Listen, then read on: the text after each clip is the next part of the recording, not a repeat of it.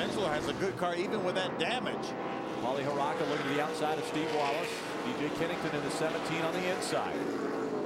DJ has an excellent car right now. Inside of 10 laps remaining in this first segment. The NASCAR Toyota All-Star Showdown. DJ Kennington currently running 8th. Here's Andrew Ranger back on the racetrack. Caught a glimpse of Matt Kobluck also back on the racetrack. They were able to get his car refired.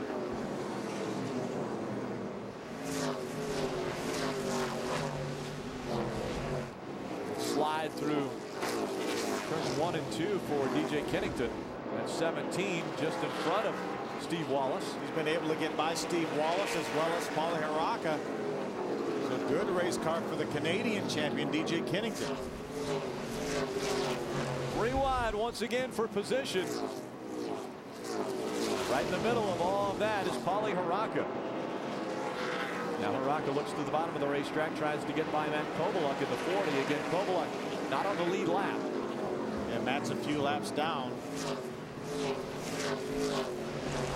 Side-by-side racing all over the racetrack. Fensler jumps to the inside of Steve Wallace. It's a battle for the 8th position. Momentum with Wallace propels him by Fensler in the 50. Thorne has almost a 2-second lead over Andrew Myers, and it's Mayhew, Pursley, and Bowles your top 5. Gomez, Kennington, Wallace, Fensler, and Haraka your top 10.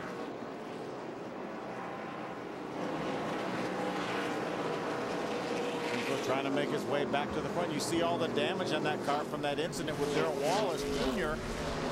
Doesn't appear to have slowed the car down much. These two continuing to battle for that 8th spot, Fensler and Steve Wallace. Wallace with the momentum gets to the stripe first, holding on to it as we're on the 97th lap of this 100-lap segment.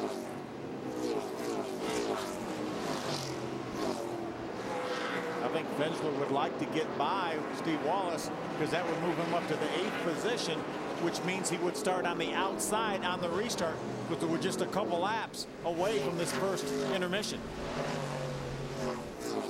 NASCAR will let the spotters know, and they will throw the caution when they've decided to have the first break. They've told them at or near lap 100. We're on lap 99 now. Haraka to the inside, Fensler in the middle, and Wallace on the outside. Wallace now in front of Fensler. Haraka still trying that lower line as we're on lap 100. Paulie Haraka able to get by Fensler. Fensler's going to fight back on the outside. We may be getting the caution next time by for the leader. Flagman has grabbed the yellow flag. Getting ready to end this first segment of the NASCAR Toyota All-Star Showdown. They just completed 100 laps. They did not get the caution. On lap 101. Field spread out all the way around this half-mile racetrack. Steve Wallace able to get by. They just took the yellow flag. That ends the first segment. Toyota All-Star Showdown. Gone 101 laps. Derek Thorne led all 101. He was a dominant car in this first segment. They will have a 10-minute intermission, a 10-minute break, where they will be able to come onto pit road. As soon as all of the cars are stopped in their pit stall, they will then allow them to begin working on their race cars. So it will be now in the hands of the crew to make the drivers happy, or as happy as they can be, with any adjustments that need to be made. We'll be back for all of those adjustments here on Speed. Welcome back. Here's your top 10 after 102 laps of the 225 scheduled for tonight. Derek Thorne has been dominant out front all 102 laps. Andrew Myers moved up into the 2nd spot. Mayhew up to 3rd. Pursley, who started 2nd in this race, back to 5th. Jonathan Gomez with a great run up to 6th position. DJ Kennington right now being shown in 7th. Take a look at how we got to this order. Our highlights from the first 102 laps. Green flag flying. It was Derek Thorne who won the pole position. Pursley on his inside. And then Augie Vinovich bursts into flames before we had even completed 10 laps. Ruben Ravello, the 27, gets involved in a little incident, a little spin. It's the big one here. Brendan Newberry sideways in front of the pack. Sean Case gets caught up. Max Gresham as well. Here's Eric Holmes. Eric was pushed into this incident. He makes contact, hard contact, with Brendan Newberry. That ended his night. Lucas Lassier in the 81 slides up the racetrack, and that was the 39 of Brendan Newberry, again with problems. Garrett Wallace Jr. actually blows an engine coming off of turn number 4. This is what Travis Pastrana saw of that incident. Just a little bit of damage to the right side of that boost Toyota. But it's been all Derek Thorne in the 44, out in front of this field by as much as 2 seconds at points during the first 102 laps. Now all of the cars are on pit road, and they're beginning to work on their race cars. And Dick Bergman's down with our leader. With Derek Thorne, how close to perfect is this car? You know, we were able to come down here and test a couple times, and we've really been working on trying to get this thing perfect. You know, and the guys at Joner Motorsports, Dan Smith, Byron Campbell, 4-Star Fruit, SP Crankshafts, you know, this whole team put together a great effort over the last couple months to put this together. It was really last minute, and you know, I just can't thank them enough. But they finally made some last minute changes last night after qualifying, and this thing is pretty close. I have to say it's about 97.2%. And pitting right behind Derek Thorne is Greg Persley, who has had more success at this racetrack than any other driver in today's event. He knows how to play this game. He knows how to win the long distance races. He has been very cool, very fast tonight, and his car is so far unmarked. And Dick, it was obvious that Andrew Myers made his way late in the going. He said the car was perfect late in the going. Great grip coming off the corner. He made a slight change to get better grip through the center. All he really asked for was a candy bar for the 77 of Andrew Myers, and he has had a great run here at Irwindale. Matter of fact, he has the closest finish in history, winning a race here in May of 2006, beating Eric Holmes across the finish line in their dramatic run. So Myers no doubt knows how to be successful here at Irwindale. We're going to duck in now to talk to Travis Pastrana. Travis, you've had an eventful 100 laps. What did you guys end up talking about to make changes for the next 100? Oh, I'm sorry, What do you guys talk about to change for the next 100? Sorry, Matt's talking to me right now. I couldn't hear anything you said. Sorry. All right, sorry about that. Let's try it one more time. What have you guys talked about changing this car for the next 100, Travis? Yeah, well, we had a great car on the top, but everybody was 2-3 wide in front of me. We just felt like we were just rolling around the track, but every time I dropped down to make a pass, I'd get past. So what we're really trying to do is make it turn in a little bit better. It's going to free it up a bit on top, but right now it's just it's impossible to move forward with where we are. Obviously, you got to set up for the next 25 laps at the finish. I know you guys talked a lot about it. What has Mike Ricci been telling you and enforcing for you for this race the entire distance? Oh, definitely. We have to go the distance. That was the first 100 was the most crucial. This next 100, just see if we can make the right adjustments here to hopefully start moving forward. And then, you know, that last 25 that's fun time. Fun time indeed, Dick. And Jason Bowles has had a good run for himself tonight. Are you fast enough to be able to win this thing? I think with a couple adjustments here, we're going to be pretty good. We've just kind of been biding our time. Car's not bad. It was a little tight that first run, so make a few changes here and see how it is the second run and set up for that last 25 shootout. And that second run will be 100 laps, and then they get a chance to adjust the cars one more time for a 25-lap go for the checker. Walking over to David Mayhew, with the window is already up on the car. He had a great run going. He talked about the car, just a half a pound out of the right front, and Mayhew's crew now putting a bit more tape on the grill as well, David.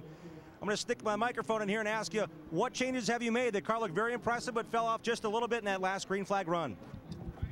Yeah, on that last restart, I made a bad restart and kind of got sandwiched down the back straightaway, so we got the fenders pulled back out, and we think the thing was pretty good the first 25. We made a lot of passes, so that's what we're working on, just getting everything fixed that I messed up the first 100 laps. And now that we're up there, we can hopefully keep the thing clean and give Derek a run for his money. It looks like he's got a pretty good hot rod. Message loud and clear for David Mayhew, testing this race car for the first 25 laps of this run, because that equals the number of laps at the finish. Thanks, guys. A lot of good work down there. We have obviously now been joined by our Grand Marshal, Michael Waltrip. I like the name Grand Marshal for you. I think that's very fitting. Well, in January, I'm Grand Marshal. In February, I'm going to become grandfather. So I'm just sort of working my way into this. And all that equals old. Yeah. And Very grand. That's exactly where I'm heading, I guess. Well, Derek Thorne, I would have to say, gets an A for his performance in the first segment, Maybe leading an A+. every lap. A+. How would you rank your driver, your partner, I guess, with Travis Pastrana out on the racetrack? Man, you guys, I'm glad you had everything covered in front of the field because all I did was watch Travis. I wanted to see exactly what he was up against. And, you know, I raced this race in Phoenix last fall just so I would know what he was faced with. Driving these cars on bias ply tires with the low horsepower that they have, you really have to hustle these things. You got to really dig to make some progress. So I think Travis is just trying to figure out exactly where the limits are, how hard to push it. He did an amazing job logging laps. Phil, you can appreciate how disappointing it would have been for our team to come all the way here to California, get involved in one of them early crashes, and we got a guy that hadn't even raced these things before. We needed him to make all those laps, so I would grade his first half performance as an A as well, just because he got to experience what was going on out there. Well, how many of those incidents was he right behind, too? He did a great job avoiding them. 3, and 1 he avoided masterfully, even though he didn't quite all the way avoid it, but darn, what a great job of just logging some laps and learning. He is so green, he doesn't know what's going on out there, but he's really happy getting to try it. Watch this, Phil. Look at all the stuff that happens. Early in the race, he's able to slip to the bottom, barely avoiding a major crash. You can see how close it is from his onboard. Look, guys are heading his way. He just turns left and misses it. And that's exactly what you have to do. This is a big deal here. Little damage there, but what a great job of threading his way through the crash, keeping his eyes open, just driving his way all the way through the wreck. So I have to give him a great grade for that first half. You know, we've seen a lot of great, you know, gentlemen start your engines over the years. Commands, I should say. You know, Kevin James did an amazing job. We had Adam Sandler do it. Let's watch you critique it. Critique yours a little bit. We want to know a grade, too, I mean, we thought you did a great job. We'll let you critique it. Y'all are really making me nervous. Let's get the Toyota All-Star Challenge underway. What do you say? Gentlemen, start your engines! What's the name of the race? You want to try that again? What is this race? All-Star Showdown. Showdown.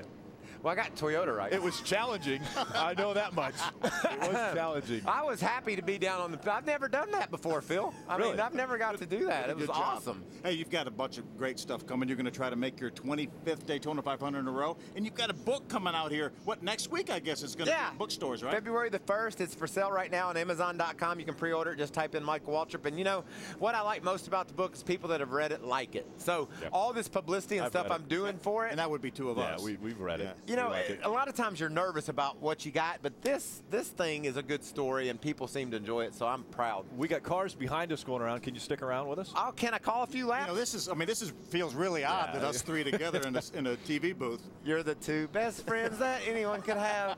You're the two best friends. We were lone wolves up here. We do have a lot of fun at what we do, and it's going to be a lot of fun watching what takes place in the second segment here of the Toyota All-Star Showdown. So stay with us.